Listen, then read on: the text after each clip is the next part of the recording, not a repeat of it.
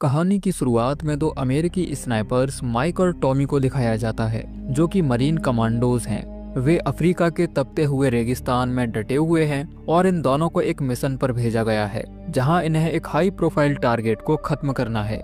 इस जगह पर इंतजार करते हुए इन्हें काफी अरसा बीत चुका है। तभी माइक स्कोप से कुछ कार्स को अपनी तरफ आता देखता है और तुरंत टॉमी से अलर्ट रहने के लिए कहता है। फिर टॉमी बेस पर संपर्क करता है और बताता है कि टारगेट उनके कांटेक्ट में है। उसी समय कुछ लोगों का काफिला दूसरी तरफ से पैदल चलकर आ रहा होता है, जिनके साथ एक ऊंट होता है और उसके ऊपर एक सजी धजी दुल्हन बैठी होती है। माइक समझ जाता है कि शायद यहाँ कोई वेडिंग सेरेमनी होने वाली है। तभी कार से एक जवान लड़का और अधेड़ उम्र का एक शख्स भी नीचे उतरता है, जिसका नाम सैयद आसिफ है। उसके साथ बहुत सारे सिक्योरिटी गार्ड्स मौजूद होते हैं। फिर दोनों तरफ से लोग शामिल हो जाते हैं और शादी की रीति रिवाजें शुरू हो जाती हैं। वहीं पहाड़ी पर बैठा माइक जब सैयद को टारगेट करने के लिए निशाना साधता है, तो हर बार शादी का जोड़ा उनके बीच में आ रहा था। तभी उसे ऊपर से ऑर्डर्स मिलते हैं कि ग्रूम को मारकर मिशन को पूरा किया जाए, क्योंकि इस आतंकवादी को ढूंढने में 30 महीने का समय लगा है। लेकिन माइक को ऐसा करना सही नहीं लगता, जबकि उसका साथी टॉमी उसे बार बार गोली चलाने के लिए फोर्स करता है। लेकिन माइक कह देता है कि वह ठीक से निशाना नहीं लगा पा रहा और मिशन को अवॉइड कर देता है। तभी एक आतंकवादी की नजर पहाड़ी के ऊपर चमक रही किसी चीज पर जाती है, जो कि माइक की गन का स्कोप होता है, और वह समझ जाता है कि कोई उन पर नजर रखे हुए है। जिसके बाद यहाँ गोलियां चलने लगती हैं और जो टारगेट होता है वह यहाँ से बचकर भागने में कामयाब हो जाता है। वहीं माइक और टॉमी भी इतने आतंकवादियों का सामना अकेले नहीं कर सकते थे, इसीलिए इन्हें भी अपनी जान बचाकर भागना पड़ता है। फिर ये दोनों एक पहाड़ी से नीचे कूदते हैं और तभी टॉमी के हाथ में लगी जीपीएस डिवाइस पत्थर से टकराकर टूट जाती है। उधर मिलिटेंट्स की 2 गाड़ियां इनका पीछा कर रही थीं और वे लोग इन्हें चारों तरफ से घेर लेते हैं। जिसके बाद माइक उनका ध्यान भटकाने के लिए दूसरी डायरेक्शन में फायर करता है, और जब मिलिटेंट्स उस तरफ जाते हैं तो ये दोनों मौका पाते ही छिप जाते हैं। पर तभी रेगिस्तान में भयंकर रेतीला तूफान उठता है, जिसकी आड़ में ये दोनों बच निकलते हैं। अब तूफान इतना विशाल होता है कि बिना जीपीएस के दिशा का अनुमान लगा पाना मुश्किल हो रहा था। फिर टॉमी मदद के लिए बेस पर कांटेक्ट करता है और बताता है कि मिशन फेल हो चुका है और आतंकवादी बचकर भाग गया है, पर हम दोनों यहाँ रेतीले तूफान में फंस चुके हैं और बहुत सारे मिलिटेंट्स हमारे पीछे पड़े हैं, इसीलिए हमें तुरंत मदद चाहिए। अब बेस पर मौजूद ऑफिसर कहता है कि तुम्हें किसी तरह पास के गांव तक पहुंचना होगा, वहां से तुम्हें रेस्क्यू कर लिया जाएगा। अब इन्हें रेगिस्तान में चलते हुए कई घंटे गुजर जाते हैं। ऊपर से तेज धूप और गर्मी भी थका देने वाली थी और इनका पानी भी लगभग खत्म होने वाला था। तभी माइक दूरबीन से एक शख्स को मूवमेंट करते हुए देखता है, जो शायद अपनी बेटी के साथ था। टॉमी बताता है कि शायद वह कोई लोकल होगा जो हमें सही डायरेक्शन बता सकता है। फिर ये दोनों जब उस दिशा में आगे बढ़ते हैं, तभी माइक को रेत में पड़ी हुई एक प्लेट मिलती है, जिस पर खतरे का निशान बना हुआ होता है। ये देखकर माइक को याद आता है कि पिछले 40 सालों में 8000 से ज्यादा लड़ाइयाँ हुई हैं, जिस दौरान इस एरिया में 30 लाख लैंडमाइंस बिछाई गई थीं। अगर ये वही एरिया है तो हमें सावधानी से आगे बढ़ना चाहिए। फिर कुछ दूर और चलने पर उसे एक टॉय सोल्जर मिलता है, जिसे वह अपने पास रख लेता है। हालांकि टॉमी माइक की बात को इग्नोर करते हुए लापरवाही के साथ आगे बढ़ रहा था, और तभी अचानक उसका पैर एक लैंडमाइन के ऊपर रख जाता है, जिसके फटने से तेज धमाका होता है और टॉमी को गंभीर चोट आती है। फिर जैसे ही माइक उसकी मदद के लिए कदम बढ़ाता है तो नीचे से क्लिक की आवाज आती है और माइक उसी जगह पर अपना पैर जमा देता है, क्योंकि अगर उसने कदम बढ़ाया तो शायद लैंडमाइन के फटने से उसकी भी जान जा सकती है। वह देखता है कि इस धमाके में टॉमी ने अपने दोनों पैर खो दिए हैं और वह दर्द से बुरी तरह चीख रहा है। माइक कहता है कि मदद के लिए मैं तुम्हारे पास नहीं आ सकता, इसीलिए तुम्हें किसी तरह रेडियो से मदद बुलानी होगी। फिर टॉमी अपने दर्द को कम करने के लिए मॉर्फिन के 2 इंजेक्शन लेता है और जैसे तैसे करके रेडियो तक पहुंचता है। पर वह जब बेस से कांटेक्ट करने की कोशिश करता है तो कांटेक्ट नहीं हो पाता और मदद की आखिरी उम्मीद भी टूट जाती है। अब बचने का केवल एक ही रास्ता बचा था कि किसी भी तरह इन्हें गांव तक पहुंचना होगा। टॉमी के दर्द को देखकर माइक कहता है कि मैं अपना कदम आगे बढ़ा रहा हूँ। ये लैंडमाइंस काफी पुरानी है, हो सकता है कि जंग लगने के कारण ये ना फटे। पर टॉमी नहीं चाहता था कि माइक इतना बड़ा रिस्क उठाए। वह कहता है कि तुम्हें जिंदा रहना होगा और मेरी पत्नी से कह देना कि मैं उसे प्यार करता हूँ। जिसके बाद वह खुद को शूट कर लेता है। ये देखकर माइक बहुत दुखी हो जाता है और चाहकर भी अपने साथी को नहीं बचा पाता। फिर वह किसी तरह खुद को शांत करता है और इस मुसीबत से पीछा छुड़ाने के उपाय सोचने लगता है। तभी उसकी नज़र टॉमी के बैग में रखे रेडियो पर जाती है, जिसकी मदद से बेस पर संपर्क करके मदद बुलाई जा सकती थी। लेकिन ये बैग माइक की पहुंच से दूर होता है, जिसे नजदीक लाने के लिए वह अपने जूते के फीते का इस्तेमाल करता है और उसे एक छोटी कुल्हाड़ी से बांधकर बैग खींचने की कोशिश करता है। जब बैग उसके नजदीक आ जाता है तो वह देखता है कि रेडियो ऑन नहीं हो रहा, क्योंकि रेडियो की बैटरीज टॉमी की पॉकेट में होती है, जो माइक की पहुंच से काफी दूर था। फिर वह बैग से एक छोटा सोलर चार्जर निकालता है, जो कुछ देर में रेडियो को ऑन कर सकता था, लेकिन इसके लिए उसे थोड़ा वेट करना होगा। तब तक वह अपने बैग का सारा सामान निकालकर सामने रखता है और सोचता है कि इस वक्त कौन सी चीज उसके काम आ सकती है। तभी रेडियो पर बेस कैंप से कांटेक्ट होता है, जिन्हें माइक बताता है कि मैं यहाँ रेगिस्तान में एक लैंडमाइन के ऊपर खड़ा हूँ, जबकि मेरे साथी टॉमी की मौत हो चुकी है। लेकिन ऑफिसर पहले मिशन के बारे में पूछता है। माइक बताता है कि मिशन फेल हो गया। ऑफिसर पूछता है कि तुम्हारी पोजीशन क्या है। माइक कहता है कि मेरा जीपीएस टूट चुका है, इसीलिए कुछ पक्का नहीं कह सकता, लेकिन हम मिशन लोकेशन से 4 घंटे पूरब दिशा में हैं। जिसके बाद ऑफिसर कहता है कि अभी हम तुम्हारी कोई मदद नहीं कर सकते, क्योंकि रेगिस्तान में लगातार रेतीले तूफान चल रहे हैं, इसीलिए रेस्क्यू टीम को तुम तक पहुंचने में 52 घंटे का समय लगेगा। तब तक किसी तरह खुद को संभाले रखना होगा। ये सुनकर माइक भड़क जाता है और कहता है कि मैं 52 घंटे तक इस तरह रेगिस्तान में सरवाइव नहीं कर सकता। मेरा खाना और पानी भी लगभग खत्म हो चुका है, इसीलिए मुझे तुरंत मदद चाहिए। लेकिन ये ऑफिसर कंफर्म करता है कि अगले 52 घंटे में कॉनवे तुम्हारे पास से गुजरेगा और तुम्हें सिग्नल देकर अपनी लोकेशन बतानी होगी। जिसके बाद संपर्क टूट जाता है और माइक अपनी घड़ी में 52 घंटे का टाइमर सेट कर लेता है। तभी माइक देखता है कि रेगिस्तान में एक बार फिर विशाल रेतीला तूफान उठ रहा है, जिसके बाद वह तुरंत सारा सामान समेटकर चेहरे को कपड़े से ढक लेता है और अपनी गन और चाकू के सपोर्ट से तूफान में डटे रहने की कोशिश करता है। इसी तरह उसे कई घंटे डटे रहना पड़ता है, हालांकि उसके लिए पैर को एक जगह जमा पाना बेहद मुश्किल हो रहा था। लेकिन जब बात जान पर आ बनती है तो इंसान नामुमकिन को भी मुमकिन कर देता है। फिर जब कई घंटे बाद तूफान शांत हो जाता है तो देखता है कि उसके ऊपर ढेर सारी रेत इकट्ठा हो गई है, जिसे हटाने के बाद उसकी नज़र टॉमी की बॉडी पर जाती है, जो तूफान में खिसक कर माइक के नजदीक आ गई थी। फिर माइक उसकी पॉकेट से बैटरीज निकालता है और तभी उसे टॉमी के परिवार की तस्वीर मिलती है, जिसे देखकर वह वापस उसी की पॉकेट में रख देता है। लेकिन तभी वह देखता है कि जिस बैग के अंदर रेडियो रखा हुआ था वह आंधी में उड़कर दूर चला गया है।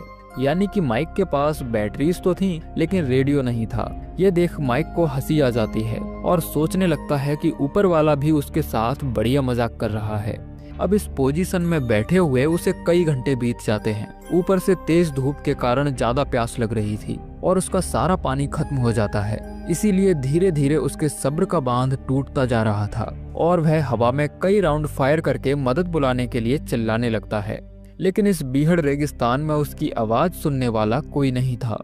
फिर वह खुद को शूट करने की कोशिश भी करता है, लेकिन तभी उसे अपने साथी की कही बात याद आती है और फिर वह शांत हो जाता है। तभी अचानक वह देखता है कि एक शख्स उसके नजदीक आ रहा है, लेकिन सीधे चलकर नहीं बल्कि जिगजैग मोशन में। माइक को लगता है कि शायद वह कोई मिलिटेंट होगा, इसीलिए वह उस पर गन तान देता है और कहता है कि यहाँ माइंस बिछी हुई हैं, इसीलिए जहाँ हो वहीं रुक जाओ। पर थोड़ी ही देर में क्लियर हो जाता है कि वह कोई मिलिटेंट नहीं है। फिर ये शख्स जिगजैग मोशन में चलकर माइक के नजदीक आता है और पूछता है कि आखिर तुम यहाँ फंसे क्यों हो, तुम्हें अपने परिवार के पास जाना चाहिए। जिसके बाद माइक उसे पूरी बात बताता है कि कैसे उसका साथी ब्लास्ट में मारा जा चुका है, जबकि वह खुद भी माइन के ऊपर खड़ा है।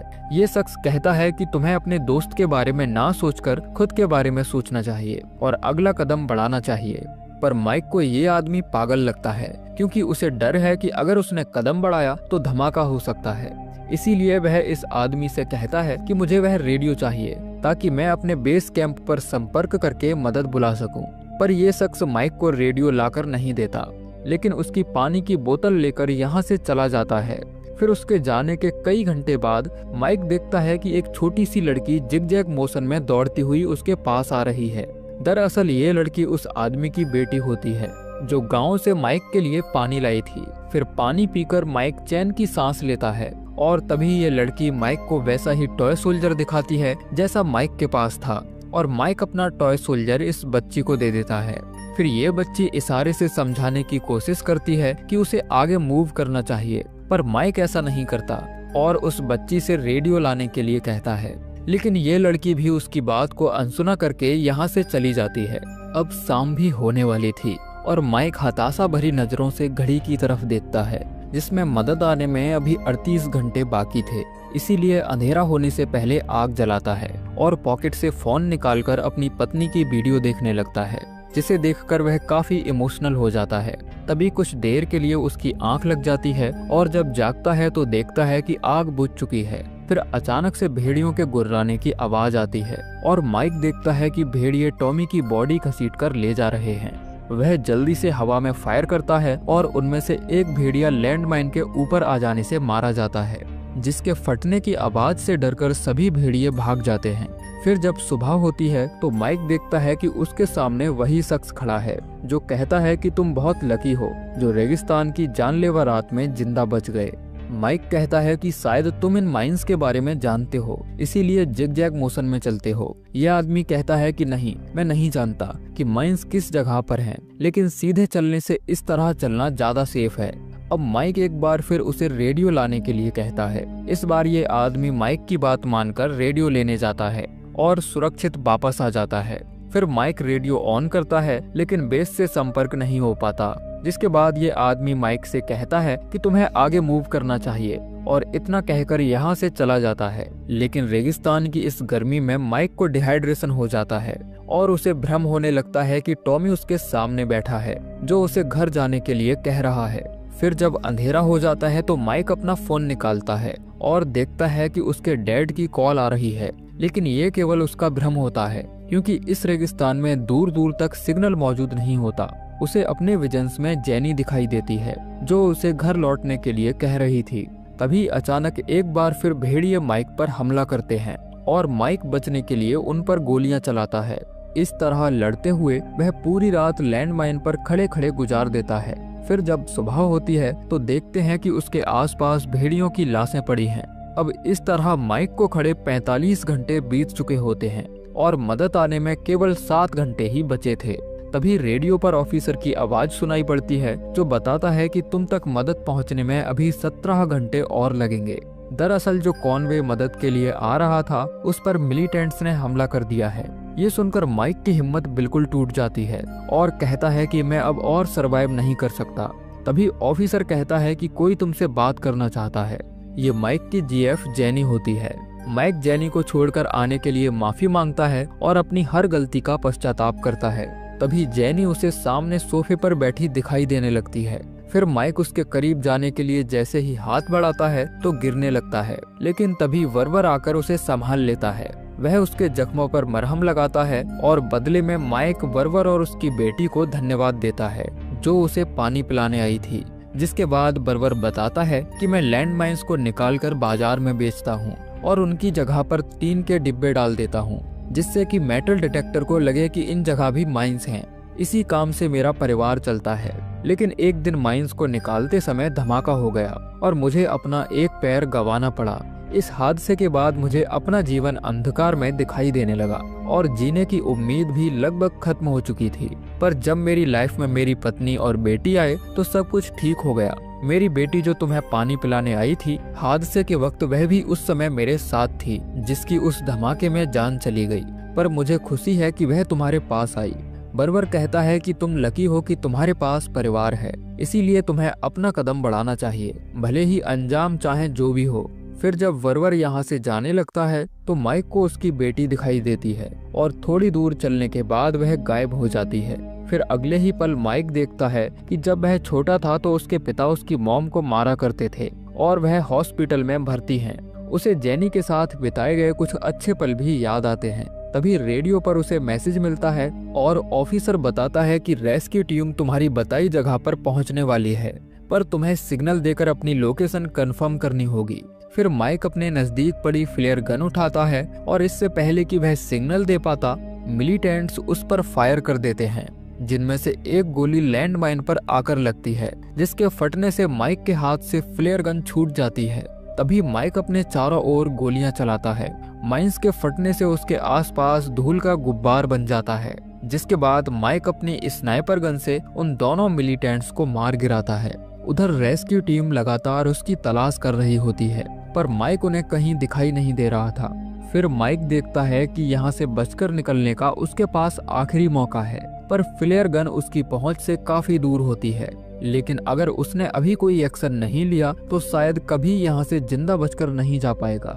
जिसके बाद वह हिम्मत जुटाकर अपना अगला कदम बढ़ाता है और देखता है कि यहाँ कोई धमाका नहीं हुआ। फिर माइक जब रेत हटाकर देखता है तो वहाँ एक टीन का डब्बा होता है, जिसके अंदर टॉय सोल्जर रखा हुआ था। फिर उसे बर्बर की कही बात याद आती है कि कैसे वह और उसकी बेटी लैंड माइंस की जगह टीन के डिब्बे रख दिया करते थे। जिसके बाद वह बेसुध होकर जमीन पर गिर जाता है और रोने लगता है। उसे अब खुशी से ज्यादा पश्चाताप हो रहा था, क्योंकि अगर वह उसी समय अपना अगला कदम बढ़ा देता तो शायद उसके दोस्त टॉमी की जान बच सकती थी। फिर वह फ्लेयर गन जलाकर सिग्नल देता है, जिसके कुछ समय बाद रेस्क्यू टीम उसे लेने पहुंच जाती है। फिर आखिर में दिखाया जाता है कि माइक सुरक्षित अपने देश लौट आया है और उसके गले में वह टॉय सोल्जर होता है जो उसे रेगिस्तान में मिला था। तभी माइक एयरपोर्ट पर जेनी से मिलता है, जो उसे लेने आई थी। वह जेनी से माफी मांगकर उसे शादी के लिए प्रपोज करता है और इसी के साथ ये मूवी एंड हो जाती है। तो दोस्तों, ये थी कहानी माइन मूवी की, जो जरूर आपको पसंद आई होगी। बाकी आप लोग हमें कमेंट करके बता सकते हैं कि आपको ये कहानी कैसी लगी। मिलते हैं अगली वीडियो में, तब तक के लिए जय श्री कृष्णा।